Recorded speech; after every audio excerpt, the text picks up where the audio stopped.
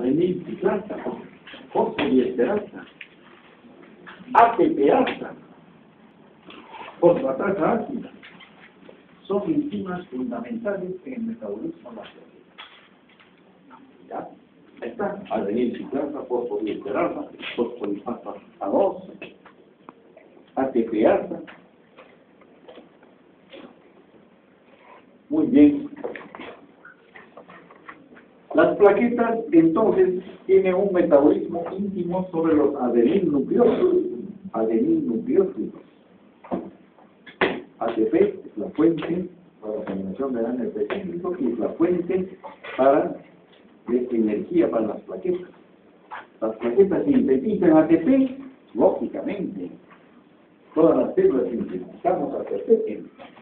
sintetizamos ATP a partir del alimento, a partir de la glucosa. Entonces, la glucosa es metabolizada por 2 vías. Si es la vía oxidativa, va a generar 38 ATP, por ejemplo, de un mol de glucosa, sintetiza por la vía oxidativa 38 ATP, la plaqueta.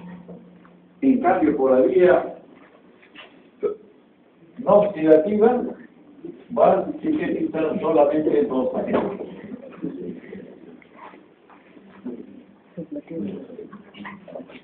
Sí.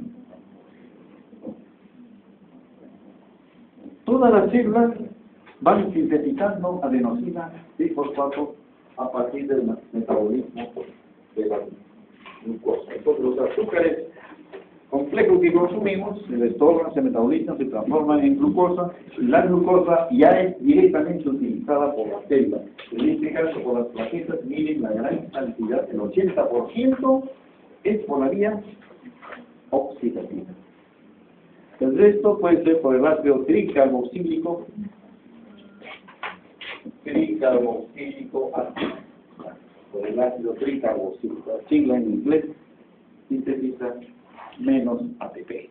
Pero el 80% de la producción de energía de las plaquetas es por la vía, otra vez, el oxígeno. El oxígeno. Entonces, vías limpias, captación de oxígeno, transporte de oxígeno, ya hemos hablado por la hemo, ¿no? 1 gramo de hemoglobina transporta 1.34 centímetros cúbicos de oxígeno. Entonces, si lo relacionamos al volumen sanguíneo total, más o menos 1000 centímetros cúbicos de oxígeno tiene la capacidad de transporte gaseoso de la sangre. Esos 1250 se están entregando cada minuto a los tejidos. Quiere decir que tenemos una reserva, ¿no? Esta reserva nos permite entregarnos al ejercicio, a la competencia, a situaciones de mayor demanda. Porque de los 1000 que está transportando la sangre en promedio, a partir de esta ecuación, de que 1 gramo de hemoglobina transporta 1.34 centímetros cúbicos de oxígeno, entonces 100 centímetros de sangre, más o menos 21 centímetros cúbicos de oxígeno en el varón y 18 en la mujer. Muy bien, no nos vamos a olvidar de esta ecuación porque eso nos va a servir para todos los casos. Entonces yo les puedo preguntar, ¿cuál es la capacidad de transporte gaseoso de oxígeno total de una paciente que pesa 65 kilos? Ustedes me tienen que decir tantos centímetros cúbicos de oxígeno. En base a esto, en base a que ya saben obtener el volumen sanguíneo total del peso corporal, y me van a deducir cuántos centímetros cúbicos tiene la capacidad de transporte su volumen sanguíneo total. ¿Ven? Ya lo sabemos. Muy bien. Entonces, las plaquetas, ¿qué función tienen? La intervención en la coagulación y trombosis. La coagulación de la sangre es un proceso complejo, porque les he dicho que por lo menos intervienen ¿Cuántos sistemas? Por lo menos intervienen 5 sistemas. Sistema vascular, sistema plaquetario, los factores plasmáticos de la coagulación, los activadores inhibidores y el sistema fibrino. Entonces la cosa es compleja. A ver, en la etapa vascular, ¿cómo así que intervienen los vasos? Cuando existe sangrado, existe hipertensión local, ¿no? Por el hematoma, hipertensión tisular, porque existe sangrado. Hay sangrado, se forma el hematoma, hipertensión tisular, hay liberación de tromboplastina tisular, disminuye la hemorragia, porque existe vasoconstricción si es que hay capa muscular. O sea, una serie de fenómenos vasculares importantes que intervienen en la coagulación. No les he dicho que el niño no pudo llevar a cabo operaciones gracias al espasmo vascular, la capa muscular disminuye la hemorragia y se pudo salvar el niño. Son mecanismos de defensa. El hematoma comprime los demás vasos, entonces disminuye el sangrado, etcétera, etcétera. Pero hay liberación de sustancias. Luego viene la etapa de la reacción planetaria, pues. Como la sangre ha tomado contacto con los tejidos, ha tenido contacto con el colágeno. Y el colágeno es un inductor plaquetario natural. O sea, la sangre en contacto con un tejido fuera de los vasos, las plaquetas entran en contacto con el colágeno y el colágeno induce a las plaquetas. Entonces, la reacción plaquetaria que va a formar el trombo plaquetario primario que hemos descrito, ¿no?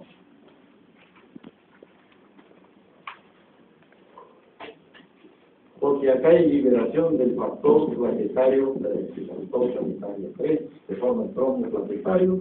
Luego viene la tercera etapa, acá, de los factores plasmáticos de la coagulación sanguínea. Factores plasmáticos, que son 15 factores plasmáticos bien conocidos bajo nomenclatura internacional, del 1 al 15. Primer factor, en números romanos, el inhibidor.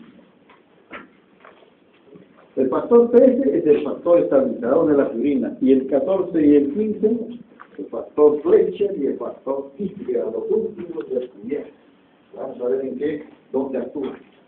15 factores intervienen en estos factores plasmáticos de la coagulación sanguínea. ¿Ya? Entonces, en la primera etapa hay una generación de tromboplastina. En otra etapa acá es la transformación de protrombina en trombina. Protrombina en trombina. Y la trombina va a actuar sobre el fibrinógeno para transformarlo en fibrina. ¿Ven?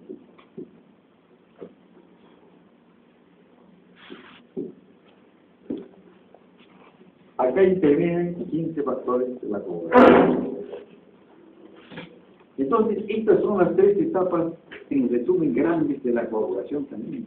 Lógicamente, acá intervienen los activadores e inhibidores de la coagulación que vamos a ver. Y el sistema fibrinolítico que va a disociar el coágulo, la fibrina. Una vez que ha cumplido su misión, un tiempo, se ha transformado con un cuadro estable, y después ya no lo necesitamos. Entonces viene el sistema fibrinolítico y lo disocia.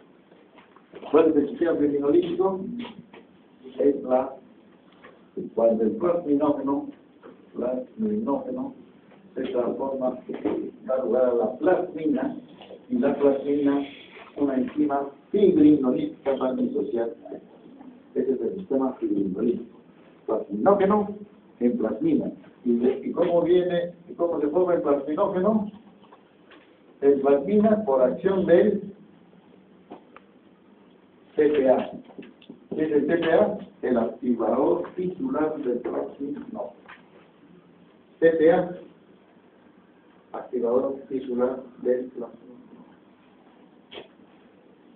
Entonces, este es el sistema fibrinolítico, generación de plasmina, porque va a disociar el coágulo por acción de TPA, activador tisular del plasminógeno.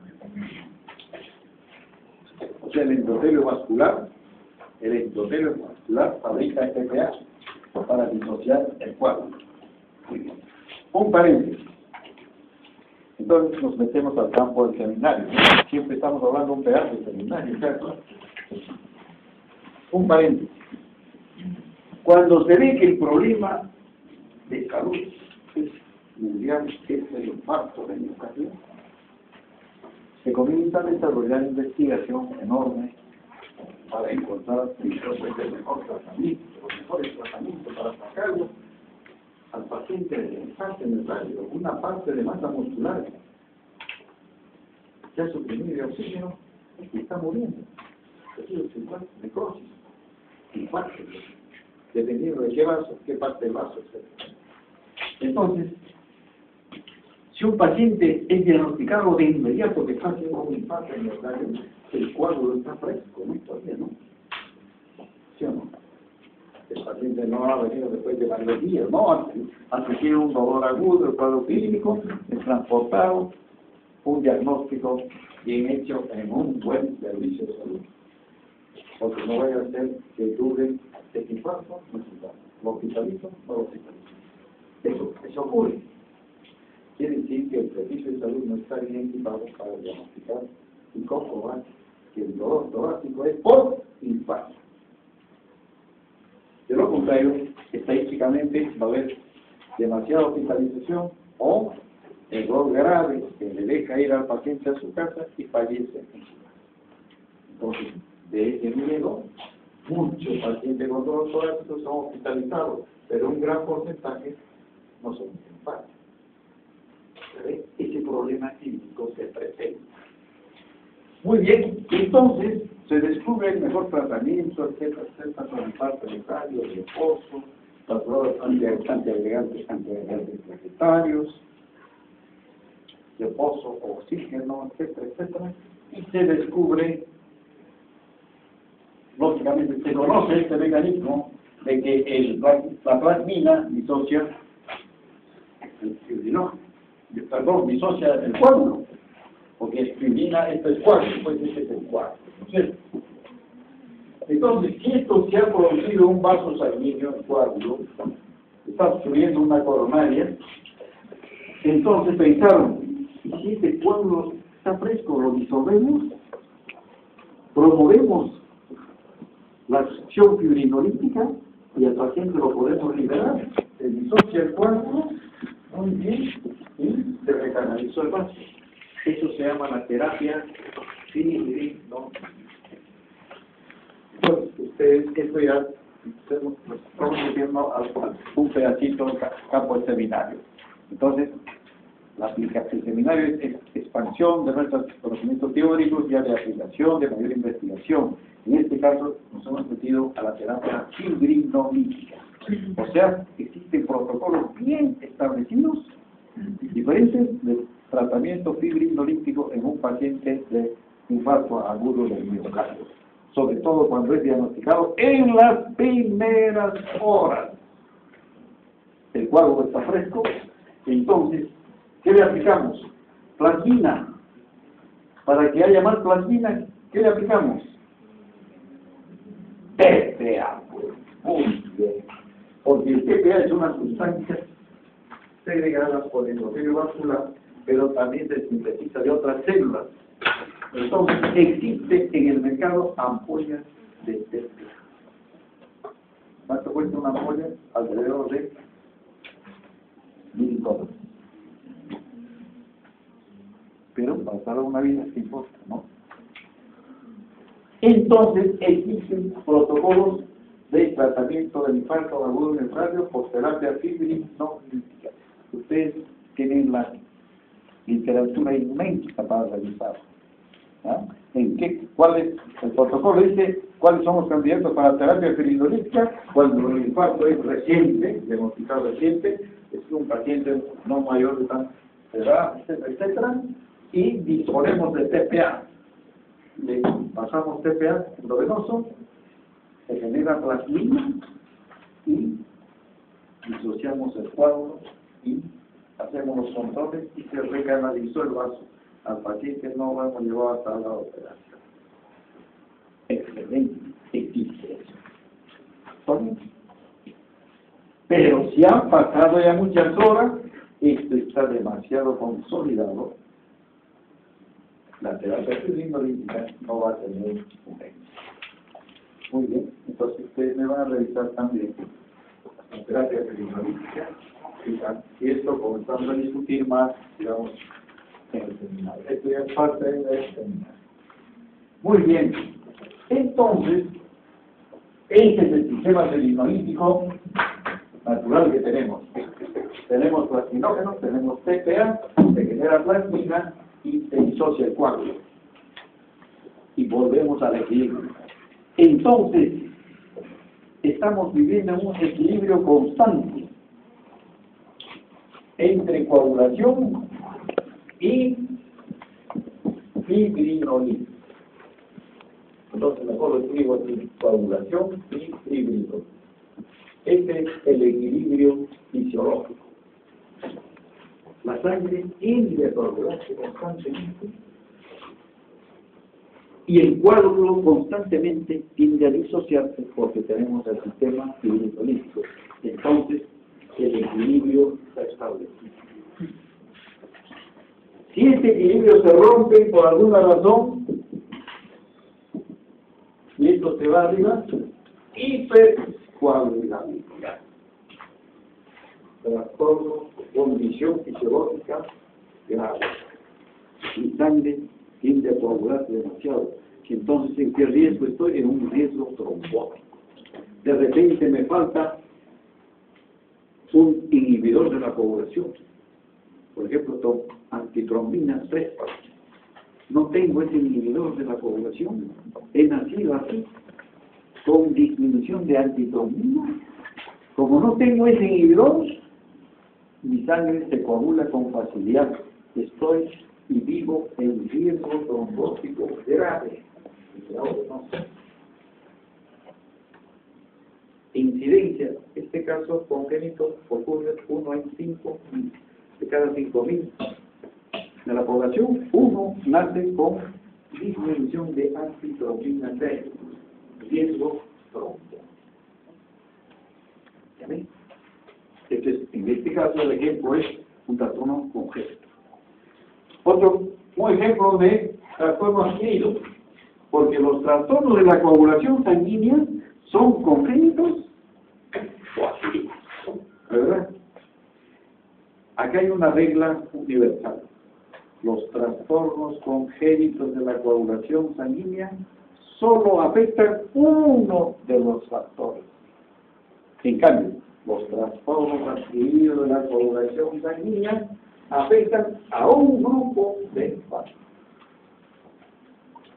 Eso es un axioma único. Tienen que tener en cuenta cuando ustedes están estudiando un caso de trastorno de la coagulación. Bien. Entonces, un ejemplo de trastorno adquirido frecuente. ¿Cuál es? La coagulación intravascular intestinal. CID. Ya todos dicen CID, ¿no? En el ambiente hospitalar es un paciente que está haciendo CID. Este paciente hay que investigar en su CID porque está haciendo un coagulación intravascular diseminada. Entonces es una condición grave. No es una enfermedad por sí, sino es un síndrome asociado a una enfermedad de corazón. Por ejemplo, el paciente tiene cáncer metastásico. Por ejemplo, el paciente tiene una septicemia a gram negativo. Por ejemplo, el paciente tiene una crisis hemorrágica. Se genera CID. Y un ejemplo que casi no está en los libros, que es otra causa de CID, el disbarismo. O sea, la embolia gaseosa. Genera CID y es causa de muerte frecuente. O sea, cuando el buzo artesanal que hace sus pescas de mariscos se mete abajo sin oxígeno, casi a pulmón, y se siente demasiado, y luego se siente un poco mal y sube también, un poco rápido, desesperado, entonces hace una descompresión brusca, sangre, y comienza a generarse burbujas, o sea, embolia gaseosa. Esta embolia gaseosa, o sea, los gases liberados del tejido, sobre todo nitrógeno, activan la coagulación sanguínea, son potentes activadores y su sangre comienza a coagularse dentro de los vasos. Y la cosa es grave si no se atiende aquí. Este accidente lo he estudiado, yo hemos tenido un caso real en mi hospital, en el hospital naval, cuando un submarino que estaba entrando a la bahía del Callao chocó con un buque japonés y el agua ingresó, la escotilla estaba abierta porque estaban navegando en superficie, el submarino entonces comenzó a hundirse y el agua ingresó y el submarino se fue a pique al fondo, más o menos 32 metros de profundidad. ¿Ya? Es raro como cubrieron la escotilla, algunos murieron, etcétera, quedaron fuera, cerraron las costillas, pero quedaron atrapados. ¿Cómo salvar? No había los equipos suficientes para este tipo de accidentes. Y abajo, los 20 hombres dijeron, y ahora el oxígeno se va acabando. Estaban en un compartimiento ya atrapados, todos cerrados, y el oxígeno se va acabando. Entonces aquí vamos a morir todos. Hasta que nos abren, ¿cómo nos van a salvar? ¿Cómo van a reportar eso? Echarle equipo tendría. O una nave que pudiera ingresar a fuerza, que no había equipo de opción. Entonces me dijeron, la única solución es heroica, escape libre. Uno, tenemos que salir hasta ganar la superficie. Un marino estaba acá, la superficie acá más o menos 32 metros. Cada 10 metros de profundidad equivale a una atmósfera. Más la atmósfera que está acá, más 3 atmósferas, estamos sometidos a 4 atmósferas de presión. Cuando nosotros vivimos solamente con una atmósfera de presión, ¿cierto? Por eso es nuestro peso, por eso es la atracción de la gravedad, ¿no? A nivel del mar vivimos con una atmósfera de presión de 760 milímetros de mercurio. Acá estaban comprimidos y salían a 4 atmósferas. Y si ellos comenzaban a salir muy rápido, desesperados por llegar acá, si salía muy rápido, se producía el disparismo de la gran compresión que estaban, se libraban, entonces comenzaba su sangre a hervir, porque se desprendía las burbujas de gas, embolismo masivo, coagulación intravascular, y llegaban acá, llegaban mal, algunos llegaron, otros se asfixiaron, lógicamente, por ahogamiento, y acá fue el drama. ¿Cuál era el tratamiento? Si estaban diciendo CID por disparismo, a estos pacientes teníamos que llevarlos a una cámara de compresión. Otra vez los sometíamos a varias atmósferas de presión para frenar los gases y liberarlos poco a poco. La cámara de compresión. Qué lástima, solamente podían entrar 2 hombres a la cámara de compresión. Y eran 20 camas. ¿Ya ves? Un drama de equipamiento. Eso sucedió la década de los que ustedes contaban, la década del 80, un submarino. El Tepa Coche, que está ahora en exhibición, que se va, cuando van a pasear el Callao, creo que está el Tepa Coche. ¿Qué pasó con estos pobres pacientes? Lógicamente, algunos se salvaron por la cámara, entrando, no podían entrar más de 2, y otros hicieron disparismo crónico, o sea, necrosis de sus tejidos, necrosis sobre todo de los huesos.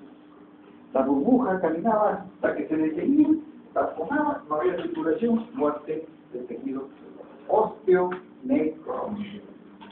Entonces están viviendo y siguen viviendo algunos trastornos, hay que ser operados, hay que liberarlos, etc. Entonces, CID, son muchas las causas. Y lo poco que está escrito en los libros es el disparismo. Es un potente activador la embolia gaseosa de la coagulación intravascular. Y los otros trastornos adquiridos están vinculados a enfermedades del cáncer, porque el hígado no fabrica los factores de la coagulación, porque generalmente el hígado forma estas proteínas, pues, en la sangre. Trastornos adquiridos y trastornos congénitos. Muy bien. Entonces, en este esquema ajustado de las 3 etapas, vascular, planetaria y factores plasmáticos de la coagulación sanguínea, están involucrados pues, los 15 factores o proteínas que intervienen en la coagulación. Y que en la nomenclatura internacional está el número global. El 1 es el binomio, el 10 es el de Stuart. Después viene el 11, el factor antihemofílico C. El 12 es el Hageman, con H, Hageman. El 13 es el factor estabilizador de la fibrina, y luego el 14 y el 15 intervienen en la activación del 12, el factor Fitzgerald, el factor Fletcher. El factor Fletcher son iminógenos de alto peso molecular, el factor Fitzgerald son los 15 entonces. El 2 es la protomina, el 3 es la tomopatía distal, el 4 es el calcio, el 5 es la proconvertina, el 6 es la proconvertina activada, el 7 es el factor estable, etcétera, etcétera. Son 15 que lo vamos a actualizar.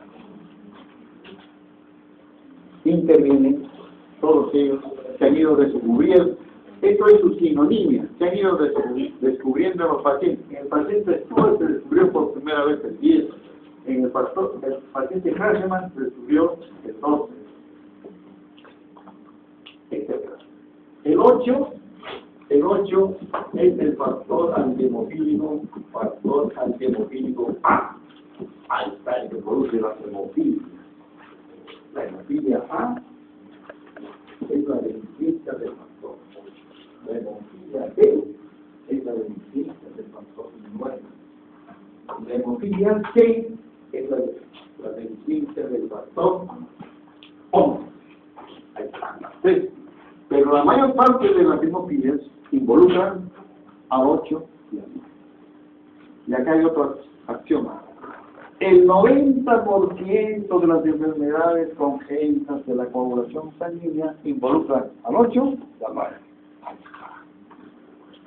¿Y por qué les digo otro axioma fundamental? Porque la investigación de un trastorno de la coagulación en un estudio del trastorno de la coagulación, la anamnesis es de enorme importancia. Más que el examen clínico y más que el laboratorio. El laboratorio solo viene a análisis. Por eso nos estamos preparando con estos conceptos para ver, por ejemplo, si yo estoy estudiando a un paciente con trastorno de la coagulación, ya tiene cierta edad, difícil que piense un trastorno congénito, ¿no? Puede hacer, ¿no? Puede hacer. Pero de todas maneras, investigo cómo es, desde cuándo está sangrando. Si ha sangrado desde el nacimiento, lógicamente voy a pensar probablemente en un trastorno congénito. Pero si ha empezado su problema ya de adulto, entonces estamos teniendo un problema adquirido.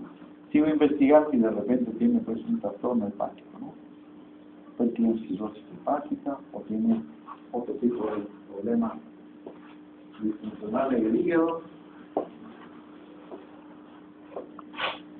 Si es crónico, si es un trastorno en la clínica de un paciente hospitalizado comienza el CID, entonces ese paciente de todas maneras tiene un trastorno de fondo. Está haciendo crisis hemolítica, o está haciendo una infección severa, o está haciendo una carcinomatosis, etcétera. Es muy frecuente en la clínica, en la hospitalización, el CID, coagulación intravascular intraventricular. Muy bien. ¿Podemos proyectar algo rápido? Sí.